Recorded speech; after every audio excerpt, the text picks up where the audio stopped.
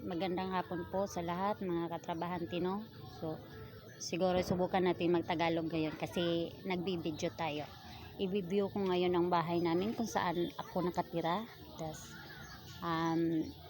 bahay po namin, mahirap lang po kasi kami. Pero, i-assure ko po sa inyo na ang lahat na nakatira dito ay mababait na at lagi pang masaya. Hindi po ito yung unang ito po yung talaga ang totoong bahay namin. Ayan po. Ayan po. Ayan. Sira na po yung pintuan namin. Ayan po. Ayan. Ito po yung bandang likuran sa kusina po. Ganyan. Tapos, dito po kami nagluluto. Ayan po. Ganyan po. Ayan po ang uri ng aming lutuan. Ganyan.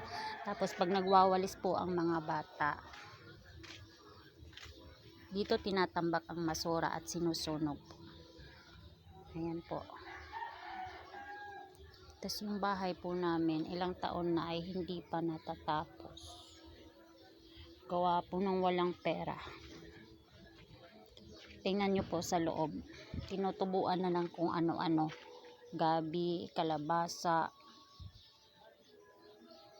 damo, at papunta po tayo doon sa tab kung saan naghuhugas ang aking dalaga.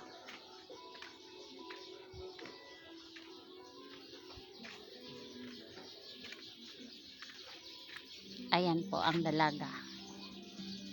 Mag-hi ka naman sa camera. Huwag kang mahiya.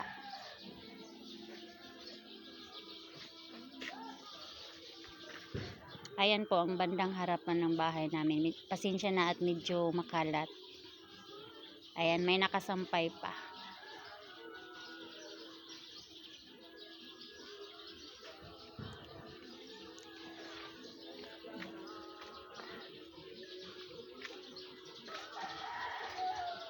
Ayan po.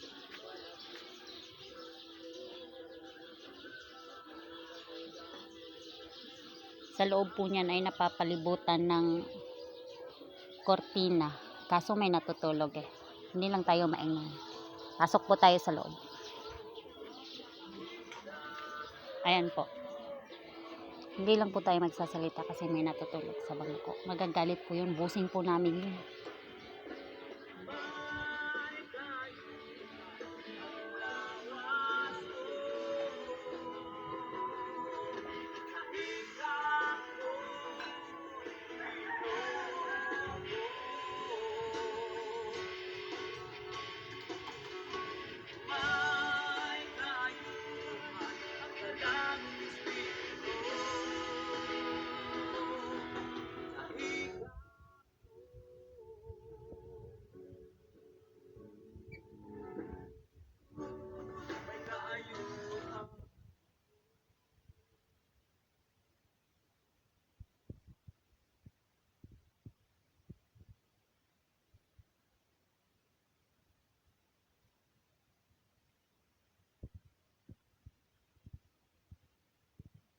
Na po yung may natutulog. Yung dalawang pares po ng teacher, yung mga isinasal na po. Tapos, ako lang po yung dalaga doon. Ay, hindi po totoo yan. Ako yung isa, yung may bandang nakaten. Tapos yung naka-blue, ano ko yun? Bayaw. Ayan. Ito po yung CR namin. Ano po, ganito po kahirap ang buhay namin dito sa probinsya. Pero tingnan nyo po ang bahay namin sa gilid-gilid. Mala Mansion, may tindahan. Ayan po. Ayan po. Pero yung puno ng langsonis na yan sa amin po yan. At saka po yung dalawang puno ng saging na yan. Sa amin din po yan. Ayan.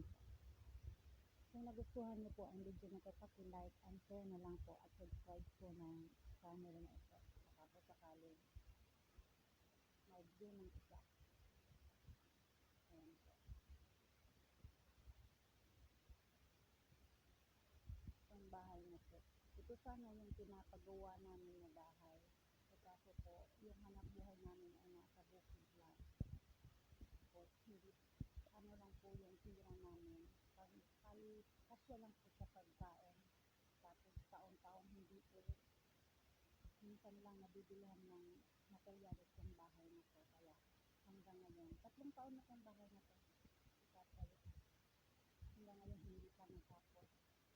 Sana, kung natapos na tong bahay na to, sisirain namin yung lumang bahay at dito muna pansamantala ililipat yung mga biyanan ko. Kasi sabihan ko naman talaga tong bahay na yan. Ayan po. Lumang-luma ng bahay na yan, sir. Kaya nga gusto ko namin sana magtayo ng sariling bahay. Ito po. Kasi po minsan nakakahiya po dito sa bahay namin. Ang system ng mga bahay nila. Yung iba po nakatiles pa. Tapos kami po nabitnaan. Ano po. View po po. Pero malinis po. Yun lang po yung ano namin. Na ang kalinisan ng bahay namin ay dapat ay permanent po. Kasi yun na po yung puhunan.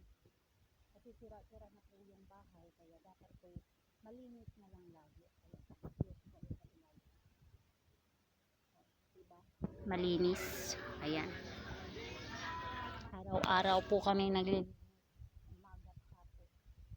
Para manatili po ang kalinisan ng bahay. Umuusok pa. Ayan na po, tatapusin ko na po ang video na to kasi po paggabi na magluluto na po kami. Maraming salamat po.